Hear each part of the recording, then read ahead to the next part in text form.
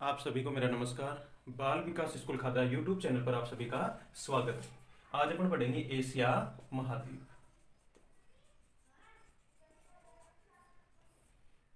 कल अपन ने पढ़ा था महाद्वीप, महाद्वीपों का क्षेत्रफल की दृष्टि से क्रम, महाद्वीपों का जनसंख्या की दृष्टि से क्रम। आज अपन प्रत्येक महाद्वीप को विस्तार से पढ़ने के क्रम में आज पहले महाद्वीप को पढ़ते हैं एशिया। एशिया की बात अपन ने की, क्षेत्रफल की दृष्टि से एशिया पहले नंबर पर और जनसंख्या की दृष्टि से भी एशिया पहले नंबर पर है। विश्व की लगभग 2/3 जनसंख्या, लगभग 60% जनसंख्या एशिया महाद्वीप में निवास करती है। और इस भाग का क्षेत्रफल है, पृथ्वी का जो कुल क्षेत्रफल है उसका 30.6%। स्थल भाग का उसका 30.6% भाग तो क्षेत्रफल है और विश्व की कुल जनसंख्या का लगभग 60% भाग इस महाद्वीप में निवास करता है। क्षेत्रफल है कितना? तो 4,44,44,100 वर्ग किलोमीटर, 100 वर्ग किलोमीटर इसका क्षेत्रफल है, एशिया महाद्वीप का क्षेत्रफल है। अब बात करते हैं, एशिया महाद्वीप को कई उपनामों से भी जाना जाता है, जैसे महाद्वीपों का महाद्वीप, नदियों की सभ्यताओं का पालना। यहाँ पर प्राचीन समय में नदी घाटी क्षेत्रों में अनेक विकसित सभ्यताओं का जन्म हुआ। फिर कहा जाता है मानव की जन्मभूमि। मानव का जन्म वैसे होता है अफ्रीका में, और सभ्य मानव का जन्म होता है जिसे हम होमो सेपियंस कहते हैं, एशिया महाद्वीप में। सभी धर्मों की आद्य भूमि अर्थात जहां से वह भूमि जिसमें सभी धर्मों ने जन्म लिया, जहां से धर्मों की शुरुआत होती है। विषमताओं का महाद्वीप, यहाँ पर भौगोलिक दृष्टि से भी एक क्षेत्र दूसरे क्षेत्र से अपने आप में अलग है, अनुपम है, अनोखा है। वहां की वनस्पति दूसरे क्षेत्र से डिफरेंट है, वहां के लोगों का पहनावा, वहां के लोगों की भाषा, उनका रहन सहन अलग है। तो इस प्रकार इसको विषमताओं का महाद्वीप भी कहा जाता है। पक्षियों के अनेक अलग अलग तरह के पक्षी यहाँ पर पाए जाते हैं, जिसके कारण इसको पक्षियों का देश भी कहा जाता है और इसे भूत और भविष्य का महाद्वीप भी कहा जाता है। अभी अपन ने बात करी ली है कि क्षेत्रफल और जनसंख्या दोनों की दृष्टि से एशिया महाद्वीप का पहला स्थान है। तो अंतिम स्थान पर कौन सा आता है? तो क्षेत्रफल की दृष्टि से सबसे छोटा महाद्वीप है ऑस्ट्रेलिया, और जनसंख्या की दृष्टि से भी जनशून्य तो है अंटार्कटिका, और वैसे जहां लोग निवास करते हैं उनकी बात करें तो उनमें सबसे छोटा महाद्वीप है ऑस्ट्रेलिया। अब बात करते हैं एशिया महाद्वीप की महत्वपूर्ण विशेषताएं कौन सी हैं। तो एशिया महाद्वीप को एक तो कहा जाता है मानव का पालना स्तर, मानव का पालना स्तर या मानव सभ्यता का पालना भी कहा जाता है। ग्रिफिथ टेलर के अनुसार कहा गया ये आज से 5 लाख वर्ष पहले मध्य एशिया में मानव जाति का, आज का जो मानव है उस सभ्य मानव का जन्म या उद्भव होता है। और दूसरा है मानव सभ्यता का स्तर, मानव सभ्यता का स्तर। तो मेसोपोटामिया की सभ्यता विश्व की पहली सभ्यता थी जिसके अंतर्गत कृषि का विकास हुआ, पशुपालन का विकास हुआ, और आज भी विश्व की जनसंख्या का बहुत बड़ा भाग अपने जीवन यापन के लिए, आजीविका अर्जन के लिए इन्हीं दो पर निर्भर करता है। प्राचीन समय में जीवन यापन का मुख्य आधार हुआ करती थी कृषि और पशुपालन, जिनकी शुरुआत यही एशिया महाद्वीप में मेसोपोटामिया, इराक की जो सभ्यता है उससे होती है। तो इस प्रकार इसको मानव का पालना स्तर, क्योंकि यहाँ पर सभ्य मानव जो था, वर्तमान मानव जो था, उसके पूर्वज का जन्म हुआ। दूसरा मानव सभ्यता का स्तर, क्योंकि आज भी मानव के विकास, मानव के जीवन का जो आधार है कृषि और पशुपालन, इसका भी यहीं पर जन्म या शुरुआत होती है। अब बात करते हैं अपने एशिया महाद्वीप के राजनीतिक विभाजन की। तो साइबेरिया यहाँ उत्तरी एशिया जो पहला भाग है, जिसे भविष्य का भंडार गृह भी कहते हैं, उत्तरी भाग जो है एशिया का उत्तरी भाग या उत्तरी एशिया भी इसको कहते हैं। फिर दूसरे नंबर पर राजनीतिक विभाजन की दृष्टि से बात करें तो आ जाता है मध्य एशिया। फिर तीसरे नंबर पर बात करें तो तीसरे नंबर पर आ जाता है दक्षिण एशिया। तीसरे नंबर पर आ गया दक्षिण एशिया।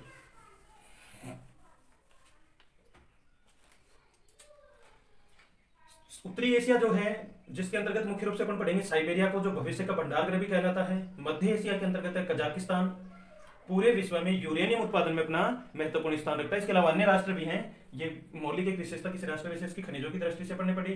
फिर दक्षिण एशिया है जो है, इसमें 8 देश हैं और ये सार्क के सदस्य हैं। भारत की सीमा सभी दक्षिणी एशियाई देशों के साथ लगती है। भारत हमारा देश है जिसमें अपन निवास करते हैं, सभी दक्षिणी एशियाई देशों से इसकी सीमा लगती है। इसमें से 2 देशों के साथ जलीय वह अन्य देशों से स्थलीय सीमा लगती है। बात करें अपन बांग्लादेश की, बात करें अपन इधर म्यांमार की, बात करें पाकिस्तान, अफगानिस्तान, चीन, नेपाल, भूटान, तो ये भारत के पड़ोसी देश हैं।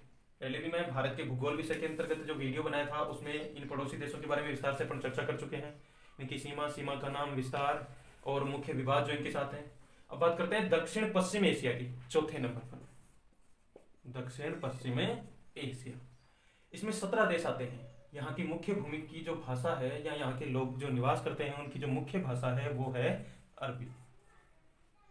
और अरबी भाषा बोलने वाले तथा धर्म की दृष्टि से बात करें तो मुस्लिम संप्रदाय के लोग यहाँ पर ज्यादा निवास करते हैं। इधर के जो ये राष्ट्र हैं इनको अरब देश भी कहा जाता है। यहाँ पर मुख्य रूप से पेट्रोलियम जो पदार्थ हैं उनके भंडार सबसे ज्यादा हैं, और भंडार सबसे ज्यादा होने के कारण उत्पादन भी उन्हीं का सबसे ज्यादा होता है। अब 5वें नंबर पर अपन बात करें तो दक्षिण पूर्वी एशिया। ये एशिया का अपन राजनीतिक विभाजन पढ़ रहे हैं। उत्तरी एशिया, मध्य एशिया, दक्षिण पश्चिम एशिया और दक्षिण पूर्व एशिया। दक्षिण पश्चिम एशिया के अंतर्गत देशों की संख्या थी 17,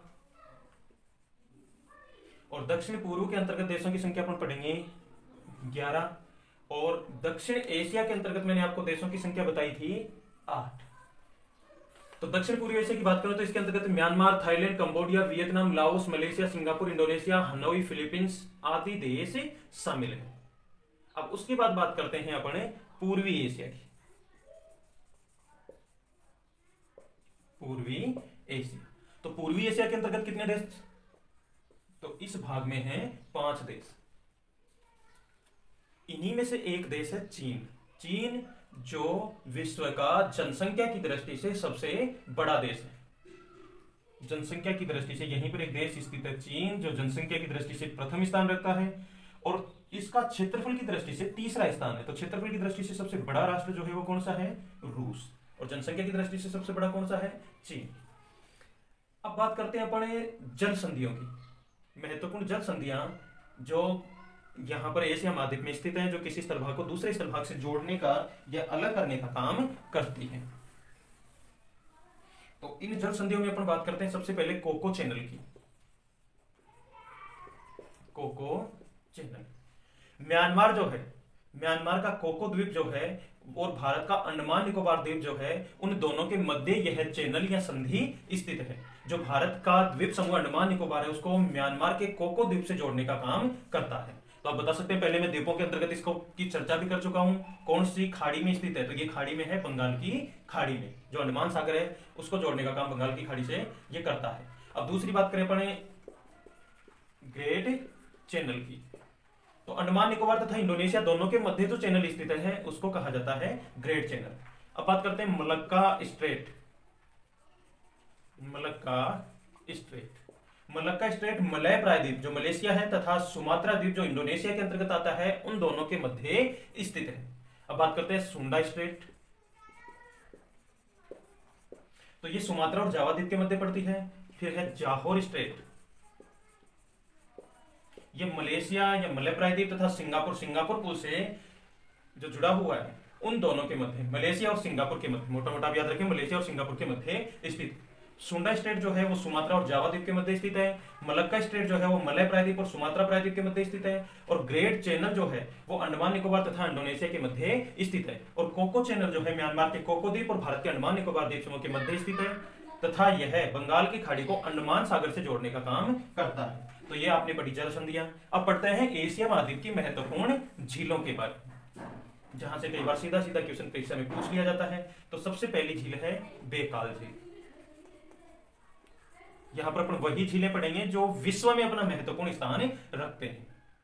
बाकी भारत की जो झीलें हैं उन सब के बारे में अपन भारत के भूगोल के अंतर्गत पढ़ रहे हैं धीरे धीरे, तो उनमें वो भारत की झीलें अपन पढ़ेंगे। तो बेकाल झील की विशेषता क्या है? तो साइबेरिया में मीठे पानी की और विश्व की सबसे गहरी झील है और इसकी गहराई है 1620 मीटर। दूसरी बात करें अपन कैस्पियन सागर झील की। कैस्पियन सागर झील, तो कैस्पियन सागर झील जो है विश्व की खारे पानी की सबसे बड़ी झील है। ये तो विश्व की सबसे गहरी झील थी और मीठे पानी की झील थी। कैस्पियन सागर जो है वो विश्व की खारे पानी की सबसे बड़ी झील है। अब बात करें अपन वान झील की। तो वान झील जो है वो टर्की में स्थित है, टर्की के पठार पर, और विश्व की सबसे खारी झील है। ये तो खारे पानी की क्षेत्रफल की दृष्टि से सबसे बड़ी थी। और ये झील जो है इसमें खारापन सबसे ज्यादा है, लवणता सबसे ज्यादा है, और लवणता की मात्रा है प्रति 1000 क्यूबिक जल में 330। अब बात करें अपन मृत सागर की, तो विश्व की सबसे ज्यादा गहराई पर स्थित झील है मृत सागर झील। कितनी गहराई है? 403 मीटर, यानी इतनी गहराई पर जाने के बाद यह स्थल, यह झील आती है। अब बात करते हैं संसार के सबसे नीचे स्थल की, तो वो स्थल भी इसी झील में है। अपन पढ़ेंगे जब महासागर है, तो महासागरों में जब अपन पढ़ेंगे तो वहां पर पढ़ेंगे मेरियाना ट्रेंच, जो प्रशांत महासागर में, वो तो सबसे गहरा गर्त है। किसी सबसे नीचे स्थान की बात करें पढ़ें तो संसार का सबसे नीचा स्थान इसी झील में है, और यह विश्व की सबसे ज्यादा लवणता वाला सागर भी है। यहीं से रीट 2011 में प्रश्न भी पूछा जा चुका है, रीट 2011 में। अब बात करें अपन अरब सागर झील की, इसकी स्थिति का आपको पता है, भारत के पश्चिमी घाट की तरफ स्थित है, और इसके पास इधर भारत, ऊपर पाकिस्तान, इधर उज्बेकिस्तान और कजाकिस्तान जो है, ये तो अरब सागर की स्थिति थी। और अरब सागर झील जो है वो उज्बेकिस्तान और कजाकिस्तान देश के समीपस्थ स्थित है। अब टोनले सेप, ये जो टोनले सेप झील है यह है कंबोडिया देश में स्थित है, और दक्षिण पूर्वी एशिया की सबसे बड़ी झील है। तो ये तो बात हो गई झीलों की, जिनका विश्व में महत्वपूर्ण स्थान है। अब अपन बात करते हैं एशिया महाद्वीप के महत्वपूर्ण पर्वतों की। तो महत्वपूर्ण पर्वतों के अंतर्गत अपन बात करें, सबसे पहले विश्व का जो सबसे ऊंचा पर्वत है, जहां विश्व की सबसे ऊंची चोटी स्थित है, हिमालय। हिमालय की विशेषताओं की अपन चर्चा कर चुके हैं। भारत के भौतिक प्रदेशों के अंतर्गत उत्तर का विशाल पर्वत पड़ा अपन ने, पर्वतीय क्षेत्र पड़ा।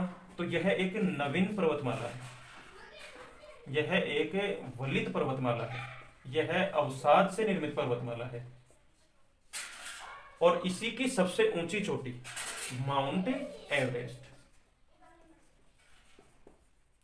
जिसकी ऊंचाई अपन ने पढ़ी 8,848 मीटर, 8,850 मीटर पहले ये थी, लेकिन अब लगातार इसकी ऊंचाई बढ़ रही है। वर्तमान में आप पढ़े 8,850 मीटर। परीक्षा में आप ऑप्शन के हिसाब से सही कर सकते हैं। अगर दोनों ऑप्शन में तो आप 8,850 करेंगे, और अगर एक ऑप्शन 8,848 और बाकी अन्य ऑप्शन है तो आप 8,848 को टिक करेंगे। अब काला पर्वत, काला पर्वत की स्थिति है पाकिस्तान में उत्तर दिशा में। फिर बात करते हैं अपन हिंदू कुश पर्वत की। तो हिंदू कुश पर्वत है, यह अफगानिस्तान तथा पाकिस्तान में फैला हुआ है, और इसकी पर्वत श्रेणी में पाकिस्तान की स्वात घाटी और वजीरिस्तान स्थित है। अब बात करते हैं अरारात पर्वत की। तो अरारात पर्वत जो है, अरारात पर्वत, यह पर्वत है तुर्की में। जुगारियन पर्वत, जुगारियन पर्वत भौगोलिक दृष्टि से चीन के उत्तर पश्चिम भाग में स्थित है। नानसान पर्वत, नानसान पर्वत ये चीन के उत्तर में स्थित है। अल्टाई पर्वत, अल्टाई पर्वत मंगोलिया में है, और मंगोलिया का सबसे ऊंचा पर्वत शिखर है अल्टाई पर्वत। पिगुयोमा पर्वत, पिगुयोमा ये म्यांमार में स्थित है। यूराल पर्वत, यूराल पर्वत यह रूस में स्थित प्राचीन वलित पर्वतमाला है, जो रूस को यूरोप और एशिया दो महाद्वीपों में विभक्त करती है। और अपन बात करें, मैंने भी आपको बताया था पहले, यूरेशियन या यूरेशिया एक प्लेट है जिसके दो महाद्वीप है, यूरोप और एशिया। इन दोनों महाद्वीपों को एक प्लेट होने के बाद भी अलग अलग महाद्वीप के रूप में विभाजित करने का जो काम करती है वो यही पर्वतमाला करती है, यूराल पर्वतमाला। इसके बाद बात करते हैं अपन बेकाल पर्वत की। तो बेकाल पर्वत है, यह रूस के दक्षिण में बेकाल झील के उत्तरी किनारे पर स्थित है। तो ये तो हो गए एशिया के महत्वपूर्ण जल संधि, झीलें, इसका राजनीतिक विभाजन, पर्वत। अब अपन पढ़ेंगे एशिया महाद्वीप के महत्वपूर्ण पठार। कौन कौन से एशिया महाद्वीप में महत्वपूर्ण पठार स्थित हैं? तो अपन किसी भी महाद्वीप की महत्वपूर्ण चीजें वो पढ़ेंगे जो विश्व में अपना महत्वपूर्ण स्थान रखती है या महत्वपूर्ण किसी विशेषता के कारण जानी जाती है। तो पठारों के अंतर्गत अपन बात करें तो पठारों में सबसे पहले अपन पढ़ेंगे पामीर का पठार। विश्व का सबसे ऊंचा पठार है, जो कि पामीर की घाट या संसार की छत के नाम से भी जाना जाता है। इस पठार की पीक कोम्योनसम सबसे ऊंची चोटी है, और इस चोटी की ऊंचाई है 7,500 मीटर। यहां से भी क्वेश्चन रीट 2012 में पूछा जा चुका है, रीट 2012 में। अब बात करते हैं अपने ईरान के पठार की। इसके पूर्वी भाग में मरुस्थल के नीचे दास तेलुट है। अब बात करें अनातोलिया के पठार की, तो पोंटिंग और टारस में ये स्थित है। इसमें क्योंलोन श्रेणी पामीर की गांठ से जो निकलती है, जिसका कई जगह आपको नाम मिलेगा कुनलुन, जो ट्रांस हिमालय उसके ऊपर ये पामीर की गांठ है, जहां से इधर ये कुनलुन श्रेणी निकलती है, नीचे ट्रांस हिमालय निकलता है। तो पामीर की गांठ से पूर्व की तरफ जाती है। इसमें 4 श्रेणी आती हैं, कराकोरम, पूर्वांचल, 3 हिमालय की श्रेणियां जो हिमालय के भाग पड़ने पड़े, और अराकानियोमा पर्वत श्रृंखला जो तिरछे रूप में निकलती है, जो कि दक्षिण पूर्व की ओर जाती है। इसके बाद बात करें अपन, एक और पठार है तिएनशान। तिएनशान पठार जो है वो पामीर के पठार से उत्तर पूर्व में चीन में फैला हुआ है। अब बात करें अपन तिब्बत के पठार की, तो कुनलुन, हिमालय और कराकोरम श्रेणियों के मध्य स्थित विश्व का यह सबसे बड़ा पठार, इसे चीन की दीवार भी कहते हैं। जब यूरेशियन प्लेट और इंडियन प्लेट जो थी वो आपस में टकरा रही थी, इधर से मान लो ये इंडियन प्लेट जा रही है और इधर से ये यूरेशियन प्लेट, तो मध्य में टेथिस सागर का ये अवसाद है। नदियां यहाँ से भी बहकर लगातार यहाँ पर अवसाद डाल रही थी। जब इनका दबाव पड़ा तो इधर से इस भाग का दबाव इस भाग में पड़ा तो यहाँ पर पर्वत बना, इस भाग में पड़ा तो यहाँ पर पर्वत बना, और मध्य का भाग जिस पर दबाव सबसे कम लगा, ये भाग, यहीं पर निर्माण होता है इस पठार का, तिब्बत के पठार, जिसे चीन की दीवार भी कहा जाता है। अब करते हैं दक्षिण में स्थित जो पठार हैं, तो वहां पर पठारों में 3 मुख्य पठार अपन पढ़ेंगे।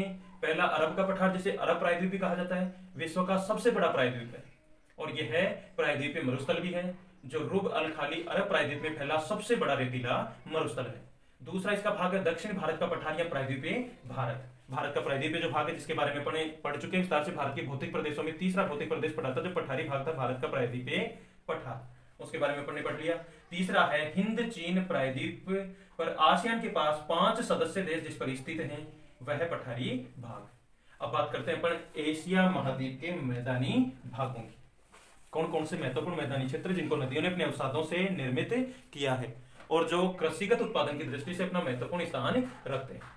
पाकिस्तान, भारत, बांग्लादेश में फैले हुए नदी द्वारा निर्मित मैदान विश्व के सबसे बड़े मैदान हैं, जिनके अंतर्गत अपन ने गंगा, सिंधु और ब्रह्मपुत्र के उपजाऊ मैदान की चर्चा भी कर ली है, जो भारत के उत्तर के विशाल मैदानी क्षेत्र के रूप में दूसरा जो भौतिक प्रदेश पड़ा था, उसमें इसकी चर्चा अपन कर चुके हैं। इसके अलावा और महत्वपूर्ण कौन कौन से मैदान हैं, तो इनके अंतर्गत आ जाएगा मीनाम नदी का मैदान, शिकियान नदी का मैदान, हांगहो नदी का मैदान, मेकोंग नदी का मैदान, यांगतिसिकियांग नदी का मैदान और इरावदी नदी का मैदान। इसके अलावा 2 चीजें और भी आप यहाँ से याद रखें, जहां से सीधे सीधे क्वेश्चन आ जाते हैं। नहरों का देश किसे कहा जाता है, तो आपका आंसर होना चाहिए पाकिस्तान। पाकिस्तान को नहरों का देश कहा जाता है। नहरों का देश पाकिस्तान है, तो नदियों का देश कौन सा है, तो नदियों का देश कहलाता है बांग्लादेश। अब अपन पढ़ेंगे एशिया महाद्वीप की नदियां, कौन कौन सी महत्वपूर्ण नदियां एशिया महाद्वीप से होकर के बहती हैं। तो एशिया महाद्वीप की महत्वपूर्ण नदियों में अपन पढ़ेंगे पहले मेकांग नदी। मेकांग नदी, इसका उद्गम तिब्बत के पठार से निकलने वाली दक्षिण पूर्वी एशिया की सबसे लंबी नदी के रूप में है, जिसे दक्षिण पूर्वी एशिया की गंगा या फिर वियतनाम की गंगा भी कहते हैं। और यह जाकर के कहां गिरती है सागर में, तो दक्षिण चीन सागर में जाकर यह अपने आप को पानी में, सागर के जल में विलोपित कर देती है। दूसरी नदी के रूप में अपन पढ़ेंगे यांगतिसिकियांग नदी। इस नदी का उद्गम तिब्बत के पठार से होता है। यह नदी केवल चीन में बहने वाली चीन की सबसे लंबी नदी है। केवल चीन में बहने वाली चीन की सबसे लंबी नदी की बात करें तो वो नदी है यांगतिसिकियांग। तो इसकी लंबाई कितनी है, तो इसकी लंबाई है 5200 किलोमीटर। यह मध्य चीन में बहती है और चीन का सबसे प्रसिद्ध जो शहर है, जिसे संघाई के नाम से जाना जाता है, यह इसी नदी के ऊपर, यांगतिसिकियांग नदी जो चीन के अंदर बहने वाली सबसे बड़ी नदी है, उसके किनारे पर स्थित है। अब बात करें हांगहो नदी की। इस हांगहो नदी को दूसरा पीली नदी के नाम से भी जाना जाता है। इस नदी का उद्गम है लोयस के पठार से, और यह भी चीन की महत्वपूर्ण नदी है जो लोयस के पठार से निकलती है। और इस नदी को चीन का शोक भी कहते हैं। चीन का शोक इसलिए कहते हैं क्योंकि अपने मार्ग में बहुत ज्यादा परिवर्तन करती है तथा इसमें बाढ़ बहुत ज्यादा आती है, जिसके कारण जन धन की बहुत ज्यादा हानि होती है। जन धन की अत्यधिक हानि होने के कारण इसको चीन का शोक कहा जाता है। अब बात करें इरावदी नदी की। तो इरावदी नदी जो है यह भी तिब्बत के पठार से निकलती है, या इसका उद्गम तिब्बत के पठार से होता है। यह नदी चीन और म्यांमार में बहती हुई बंगाल की खाड़ी में जाकर गिरती है। इसको म्यांमार की गंगा भी कहते हैं, म्यांमार की गंगा भी कहते हैं। अब दजला फरात। दजला फरात टिग्रिस तथा यूफ्रेटस को संयुक्त रूप से दजला फरात कहा जाता है। इसका उद्गम है अन्नातोलिया का जो पठार तुर्की में स्थित है, उस यह नदी तुर्की, सीरिया, इराक, ईरान आदि से बहती हुई फारस की खाड़ी में जाकर के विलीन हो जाती है या गिरे जाती है। और यह दक्षिण पश्चिम एशिया की सबसे बड़ी नदी है। यह दक्षिण पश्चिम एशिया की सबसे बड़ी नदी है। सॉरी, रावती नहीं, दजला प्रातिरात तो म्यांमार में है, म्यांमार की गंगा जिसको कहा जाता है। अब अपन कल पढ़ेंगे एशिया का मानव भूगोल। इसके बाद अपना एशिया महाद्वीप पूरा हो जाएगा। यहाँ अलग अलग देशों के बारे में अपन पढ़ लेंगे, कौन सा देश, कहाँ कितनी जनसंख्या, इन सब के बारे में पढ़ने के बाद आगे दूसरे महाद्वीप को अपन शुरू करेंगे। आज के लिए इतना ही। आप सभी का बहुत बहुत धन्यवाद। चैनल को लाइक, शेयर और सब्सक्राइब जरूर करें तथा आपको वीडियो कैसा लगा कमेंट बॉक्स में लिखकर जरूर बताएं।